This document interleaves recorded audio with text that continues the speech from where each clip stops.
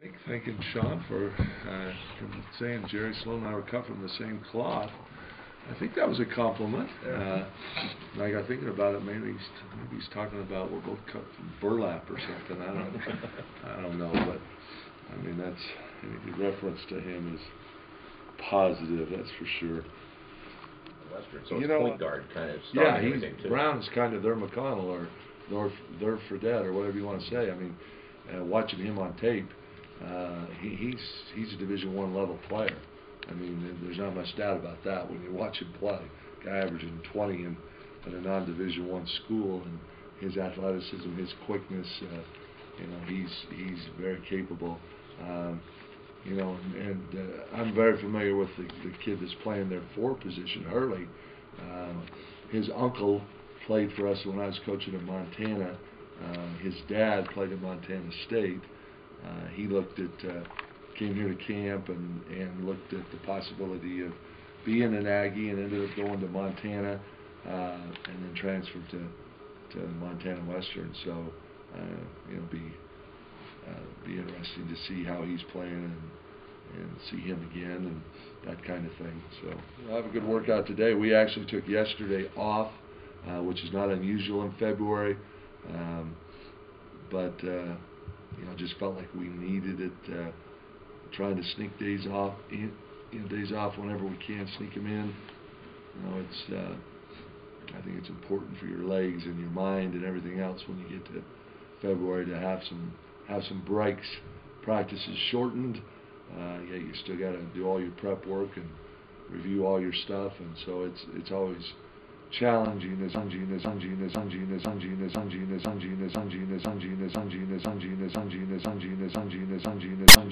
played them before, and it's just worked out that it's a game that made sense.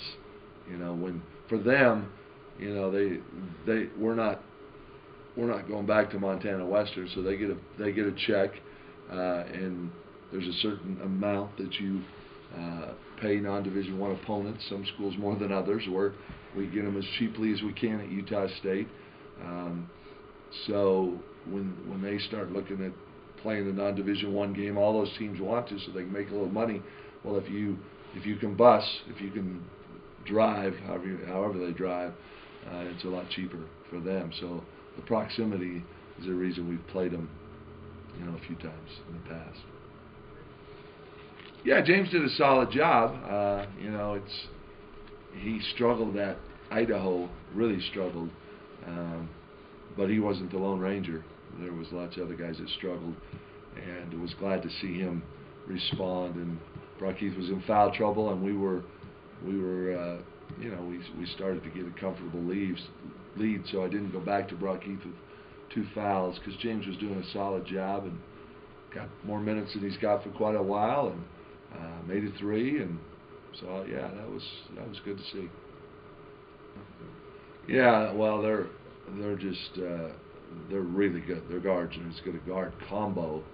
I put them in the same category as Fredette and Emery. I mean, they're that caliber of guard combo, and that is a tremendous challenge. Watching them on film, the plays they make, the passes they make, the shots they make are just really impressive. And then they're both real good defensively too. So, it starts there. They've got other good players. Their foreman Jones is their second leading scorer. They kind of play with 3 different 5 men. They kind of alternate that position. So their 3 position is. Everybody remembers, I think, what Steindl did to us, making some shots last year, and he's a very good shooter. So the perimeter shooting is greatly a concern. Can we guard those guys on a consistent basis? And you may not have to double as much as you did with Sandman, but their post guys. Like I say, the second leading scorer, Jones, you still have to play awfully good defense on their post guys. You can't think, okay, these guys are not important. They are. That trip was a mess, to be honest with you. and we're avoiding the same mistakes. Hopefully, you know, we scheduled a flight kind of before we knew our game time. Last time we played St. Mary's, and I'm not using this as an excuse. They thumped us. They probably would have thumped us anyway. But we did not really give our team as good a chance as we should have. We played a noon game. Those of you that traveled with us will remember we were stuck in the Oakland airport for hours, it seemed, waiting for our bags. There was nobody in a hurry to get our bags. I don't know if they were St. Mary's alum or what, but we did not get to the hotel till 1-ish. You can imagine. We had no shoot around because the game was played at noon, and we looked out of it. You know, and they took it to us. They were on it. They played really well. So we're looking for obviously for a better showing than we had that night. And they've had an awfully good year. And that's right. With that being said, we should be playing this thing on a neutral, shouldn't it? It's sold out there. It's like it's different than you see most places. It's a 2,500, 3,000 seat gym. They're right on top of you. It's, you know, it just, I mean, it's an old traditional gym, and you can feel the home court oozing out of it when you walk out there. So they play man. They guard you man to man. So I mean, if they come out and play zone, I'd be shocked. I mean, you know, that's not them. They play really good man to man, and they. Every game we've watched, they haven't played a possession of zone. So I'd be real surprised if they do anything but play man. They might, you know, they pick you up full sometimes. They might press you a little bit, but not a whole lot. Mostly just man to man. Have you distinguished any matchups defensively for you guys? Who's going to guard who? Yeah, but I don't want to get into that right now. The game's a long ways away. Sure. So that's you know, we've got a pretty good idea of matchups. But St. Mary's doesn't need to know them. In the future for them.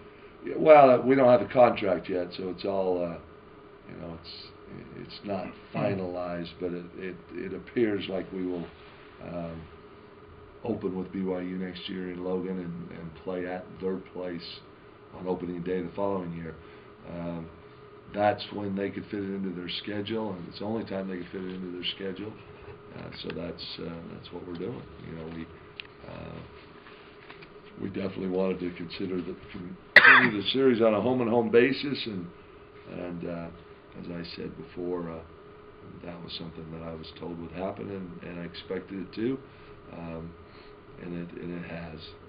So after the 3-game series, then back to the home and home now. You know, long term we'll see how that all goes, but we're glad that we do have a home and home with them coming up, and you know, I think from their perspective, you know, playing Utah State is not a priority, and I understand that. I mean, you know, I understand everybody's got their scheduling deals, so you know, for us, you know, we love the in-state rivalries and love to have them, and but you know, obviously the Utah thing's gone for now, so it was really important to me that we continue with BYU, and hopefully the Utah game will come back at some point. But appreciate BYU, you know, sticking with it and playing this game. So.